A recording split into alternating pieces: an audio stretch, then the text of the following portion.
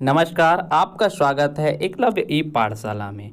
दोस्तों, यह वीडियो मेरी अंतर्राज्यीय संबंध का भाग 3 है। इससे पहले मैंने 2 वीडियो अपलोड किया है। डिस्क्रिप्शन में मैंने उनका लिंक दे दिया है, आप जाकर उस वीडियो को जरूर देखिए। और एक बात और ध्यान रखिएगा, इस वीडियो के लास्ट में मैंने कुछ वस्तुनिष्ठ प्रश्नों को भी सम्मिलित किया है, जिससे आपको पूरे अंतर्राज्यीय संबंध स्पष्टता से समझ में आ जाएगा। तो आप इस वीडियो को लास्ट तक जरूर देखिएगा। आपको बता दूं कि अंतर्राज्यीय व्यापार तथा वाणिज्य को लेकर भारतीय संविधान की भाग 13 में इसका उल्लेख किया गया है। साथ ही जो उपबंध किया गया है तो अनुच्छेद 301 से 307 तक अंतर्राज्यीय व्यापार तथा वाणिज्य के संदर्भ में बातों को शामिल किए हैं। तो आइए देखते हैं बारी बारी से कि अनुच्छेद 301 से 307 तक जो मुख्य तथ्य भारतीय संविधान में उल्लेखित है उनको। तो सबसे पहले देखते हैं अनुच्छेद 301। अनुच्छेद 301 में क्या है? व्यापार, वाणिज्य और इनकी समागम की स्वतंत्रता। तो भारत के प्रत्येक राज्यों को व्यापार, वाणिज्य एवं उसके संदर्भ में कार्य करने की पूरी स्वतंत्रता भारतीय संविधान का अनुच्छेद 301 प्रदान करता है। इस चीज को आप ध्यान रखना कि व्यापार वाणिज्य के लिए स्वतंत्रता राज्यों को कौन सा देता है? अनुच्छेद 301। नेक्स्ट देखते हैं अनुच्छेद 302। तो 302 में क्या है कि व्यापार, वाणिज्य और इनके लिए समागम की जो स्वतंत्रता है, जो अनुच्छेद 301 है, उस पर प्रतिबंध लगाने का शक्ति किनको? संसद को। आप इसको ध्यान में रखिए। अनुच्छेद 301 में क्या था? व्यापार वाणिज्य के लिए स्वतंत्रता राज्यों को।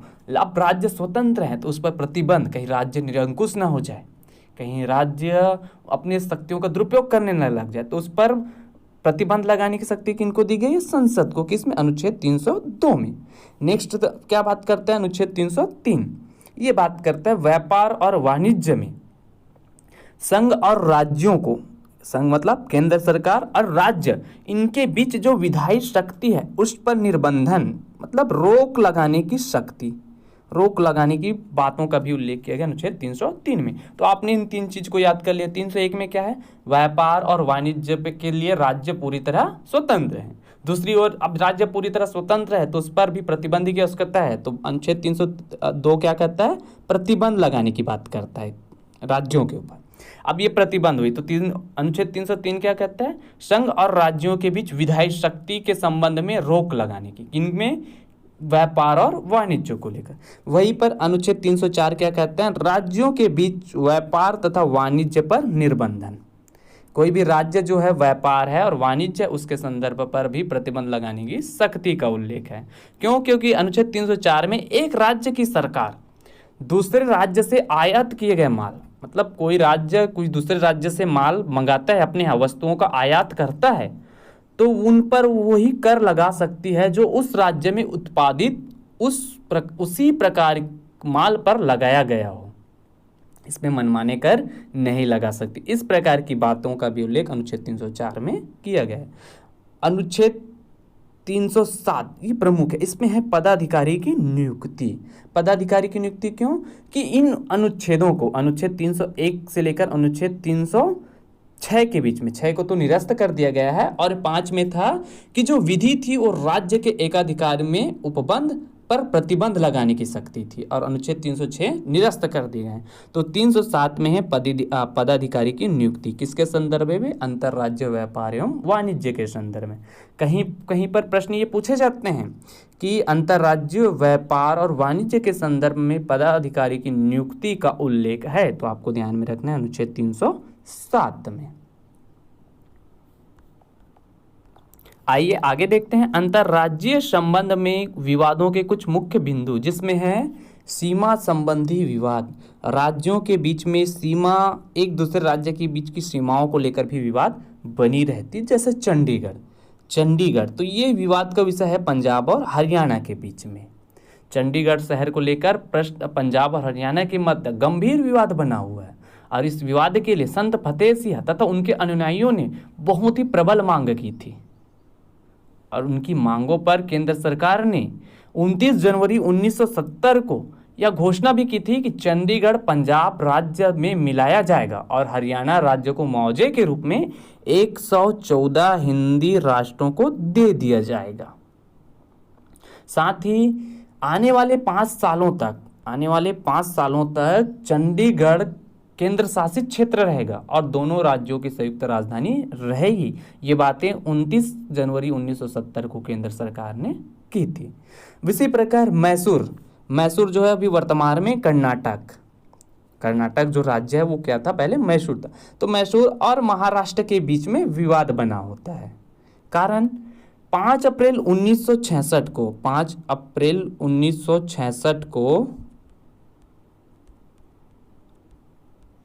जो महाराष्ट्र की सरकार है, 5 अप्रैल 1966 को महाराष्ट्र की सरकार ने क्या मांग किया कि मैसूर का मराठी भाषी क्षेत्र, यानी मैसूर में जो मराठा भाषा बोलने वाले लोग हैं और उनके जो निवास क्षेत्र हैं, उन क्षेत्रों को कहाँ मिला दिया जाए, महाराष्ट्र में मिला दिया जाए। तो इस प्रकार की बातें उठाई गई थी। तो ये मुद्दा क्या था, विवाद का विषय बना हुआ था। तो अक्टूबर 1976 में केंद्र सरकार पहल करते हुए क्या किए, न्यायाधीश, भारत के पूर्व मुख्य न्यायाधीश मेहर चंद्र महाजन, आप ध्यान रखें कौन, मुख्य न्यायाधीश मेहर चंद्र महाजन की अध्यक्षता में एक सदस्यीय आयोग बनाता है जिसको बोलते हैं महाजन आयोग। कई बार प्रश्न आता है कि महाजन आयोग का संबंध है, तो आपको ध्यान में रखना है महाराष्ट्र और कर्नाटक के मध्य सीमा विवाद के समाधान के लिए महाजन आयोग बनाया गया था। तो ये महाजन आयोग के मुख्य कौन थे, पूर्व मुख्य न्यायाधीश मेहर चंद्र महाजन। तो इस चीज को आपको ध्यान में रखना है। आइए अब कुछ प्रमुख मुद्दों पर भी बातें कर लेते हैं। जैसे अंतर्राज्यीय संबंध में एक है भाषा को लेकर भी विवाद की स्थिति बनी हुई है। भाषा भी दो राज्यों के बीच में विवाद की स्थिति बनी हुई है। भारतीय संविधान में हिंदी को राष्ट्रभाषा और देवनागरी लिपि को घोषित, मतलब भारतीय संविधान में हिंदी को राष्ट्रभाषा देवनागरी लिपि के साथ घोषित किया गया था। लेकिन हिंदी को भारत के सभी राज्य स्वीकारने को तैयार नहीं थे। विशेषकर बात करें तो दक्षिणी राज्य हैं, वहां पर हिंदी भाषा को स्वीकार नहीं करते हैं। तो यहाँ से क्या होता है कि भारत में भाषा को लेकर भी विवाद की स्थिति, राज्यों के बीच में विवाद का विषय बना हुआ है। एक है परिवहन को लेकर। परिवहन एक ऐसा मुद्दा है जो दो राज्यों के मध्य विवाद का भी विषय बना हुआ है। एक राज्य की मोटरें दूसरे राज्य की सीमा पर जाकर रुक जाती है। क्यों? क्योंकि टैक्स का विवाद लेकर, टोल टैक्स की विवाद को लेकर। प्रत्येक राज्यों में मोटर परिवहन के जो नियम है, मोटर वाहन के जो नियम है वो अलग अलग है, जिनसे क्या करना पड़ता है, एक राज्य को दूसरे राज्य की सीमा में जाने के लिए क्या करना, परमिट लेना पड़ता है। और परमिट की दरें भी अलग अलग राज्यों में अलग अलग है, जिससे कुछ राज्य क्या करते हैं, विरोध करते हैं। तो ये भी एक राज्य से दूसरे राज्य के मध्य विवाद का विषय बना हुआ है। एक है, देखते हैं अंतर्राज्यीय परिषद की स्थापना। तो मैंने आपको पहले ही बता दिया, अंतर्राज्यीय परिषद की स्थापना का उल्लेख भारतीय संविधान के अनुच्छेद 263 में अंतर्राज्यीय परिषद का उल्लेख है। और 262 में क्या है, 262 में है अंतर्राज्यीय जल विवाद। आप इन दो चीजों को विशेष ध्यान रखिएगा। 263 में अंतर्राज्यीय परिषद का बातें हैं उल्लेखित है, तो अनुच्छेद 262 में अंतर्राज्यीय जल विवाद। इस प्रकार से प्रश्न एग्जाम में पूछे जाते हैं। आइए कुछ प्रश्न जो वस्तुनिष्ठ प्रकार के हैं इनको समझने का प्रयास करते हैं। जैसे कि सबसे पहला प्रश्न है आपके सामने, आपसी राज्यों में किन बातों को लेकर विवाद होते हैं। आपको बताना है कि राज्यों में अक्सर किन बातों को लेकर विवाद होते हैं। तो ऑप्शन आपके सामने है, पहला है नदी पानी, ऑप्शन बी है सीमा रेखा, ऑप्शन सा है व्यापार। तो हमने पढ़ा है कि दो राज्यों के मध्य विवाद का विषय है नदी जल बंटवारे को लेकर, दो राज्यों के बीच में सीमाओं के विवाद को लेकर, साथ ही व्यापार और वाणिज्य को लेकर। तो इसका उत्तर क्या आ जाएगा, ऑप्शन द, सभी विवाद का विषय है। उसी प्रकार प्रश्न दूसरा है, अंतर्राज्यीय जल विवाद अधिनियम कब पारित किया था। तो आपको मैंने बताया है कि अंतर्राज्यीय जल विवाद अधिनियम 1956 को पारित किए गए थे।